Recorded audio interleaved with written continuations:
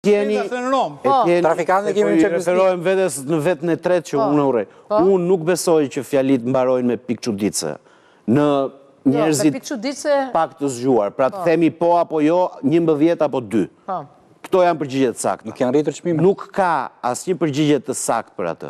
Përgjigja është që çdo vend është produkti nga vjen, çfarë ka bërë dhe çfarë po bën tani dhe ku do të shkojë. Dhe unë mendoj që ne jemi një pikë, po prapë s'po e kuptoj. Mund të më lësh ta shpjegoj atë. Të themi qytetarëve, themi diçka qytetarëve atje.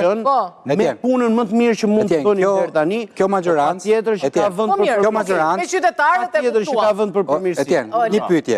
Kjo majorancë në 12 vite ka shpenzuar 70 miliard euro buxhet nga 2013 deri në 2025. 70 miliard euro? Po. Nga 2013 deri në 2025. Okej. Është përmirësuar jeta e shqiptarëve nga 2013 në sot? Në arsim, në shëndetësi? Patjetër që po. Patjetër që po. E ke shëndetësinë më të mirë, e ke arsimin më të mirë, e ke cilësinë e ajrit më të mirë, e ke cilësinë e ujit më të mirë. Dashur Lita. E para. Kjo pra se ke harxuar 70 miliard euro. Ku janë këta 70 miliard euro? Janë futur në rrugë, ke rregulluar një tubuj, ke rregulluar energjinë elektrike. Janë marrë me kamiona dhe janë çuar në drejtim pa ditur. I dashur Lita. Ose po të bëj një pyetje. Po dhe unë përpiqem të përgjigj. Tani, një sekond. 70 miliard euro, sa nga ato kanë qenë paga, pensione dhe sigurime sociale apo mbështetje për.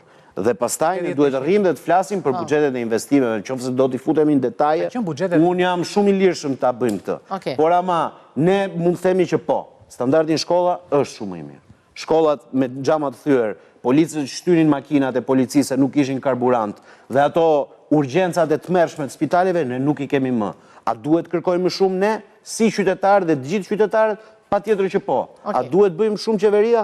Patjetër që po. Tani në vazhdim të kësaj pyetje, mirë me qytetarët e morën përgjigjen edhe me ato që të pyeti Lita. Por me bizneset, si janë sipërmarrësit shqiptar përballë tregut Bashkimit Evropian? Janë të përgatitur ata siç duhet se do të futen në një arenë që nuk e din akoma ku do hynë. Nuk e din akoma nëse produkti tyre do konkurojë dhe nuk e din akoma nëse produkti tyre do arrin të eksportohet, domethënë. Unë mendoj që kjo dhe ju komplimentoj që sollët, sepse kjo është një nga çështjet kryesore, besoj. Dhe që kemi diskutuar në Komisionin e Çështjeve Evropiane 4 vitet e fundit dhe që do duhet ta diskutojmë pafundësisht në çdo studio televizive.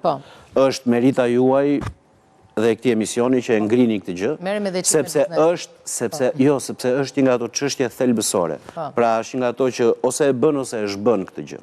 Dhe patjetër që ka nevojë për më tepër përputhshmëri, më tepër përshtatshmëri, sepse të gjitha vendet e tjera që kemi parë, edhe ato vende që nuk kanë përdorur monedhën unike, pra euron, përsëri kanë patur një sfidë shumë të madhe nga biznesi. Çfarë do bëhet me biznesin?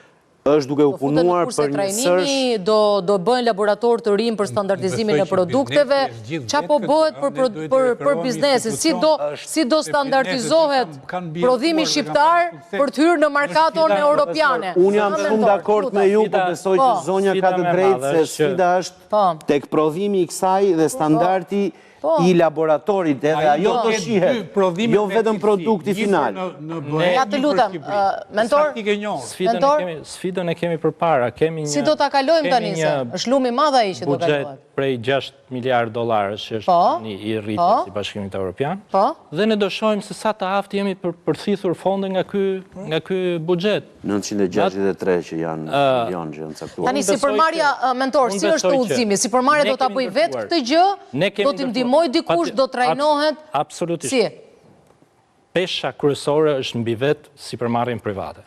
Nëse ne nuk kemi kapacitetet e duhura për të përfituar, ne do të përfitojmë më pak se sa tjerët. Kjo është e sigurt. Natyrisht që ne shteti nuk do luajë asnjë rol këtu, udhëzues, monitorues, edhe shteti të turizmit në nivel të caktuar me standard. Edhe shteti ka rolin. Ishte kooperacione italiane. Por, nëse nuk ke kapacitetet njerëzore që din të aplikojnë dhe të përfitojnë, por jo vetëm kaq, po të kesh një sistem ekonomik ku operatorët ekonomik janë të integruar me tregun evropian.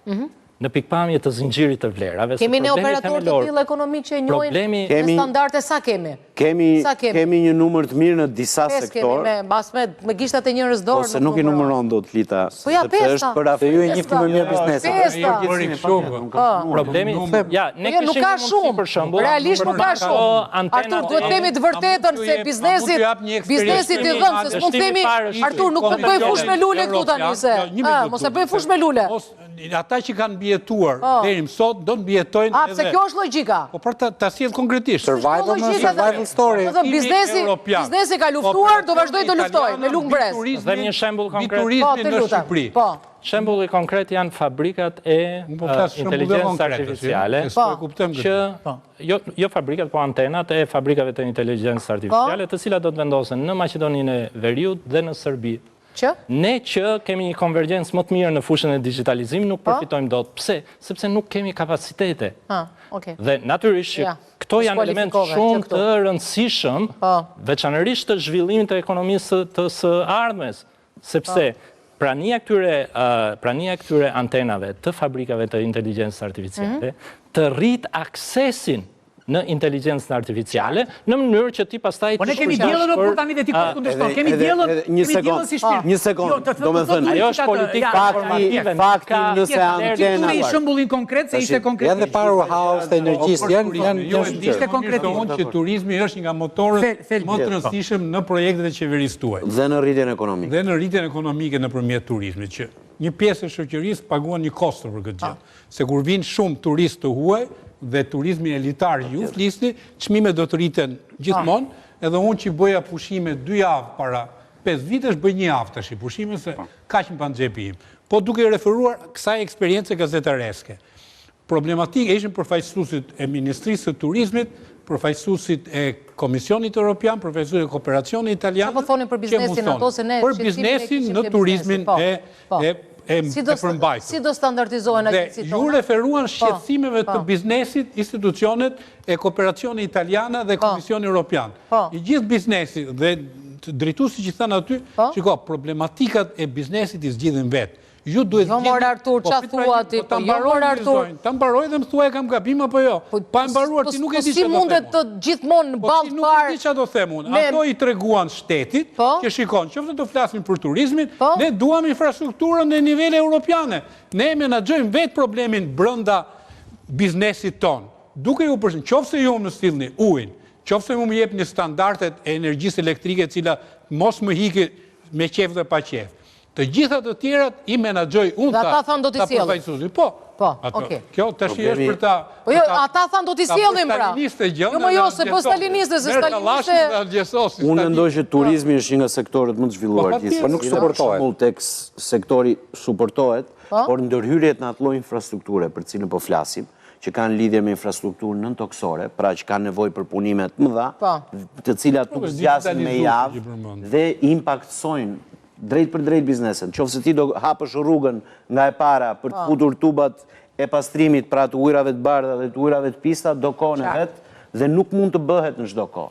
Dhe fatkeqësisht për kohën me. E bukur është që parat që ta them këtu, parat janë dhënë, i kanë marrë ca njerëz që s'kanë bërë asgjë, edhe era e qel burratia në atë 4 anë. Nuk është ashtu, sepse ne kemi planifikuar,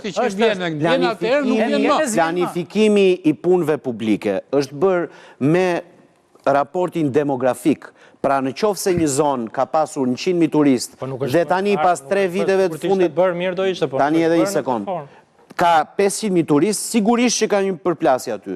Sa i përket antenave, ne do donim t'i kishim gjitha, po dhe ju e dini fare mirë, Bashkimi Evropian ndanë në çdo... Ju jeni me origjinë nga Vlora. Diçka të ndryshme. Gjatë kohës... Unë nuk jam me origjinë nga Vlora, unë jam vlonjat. Je vlonjat. Pra, gjatë sezonit turistik në Vlorë mungon ujë me ditë të tëra. Dhe turistët nuk kanë ku lajnë.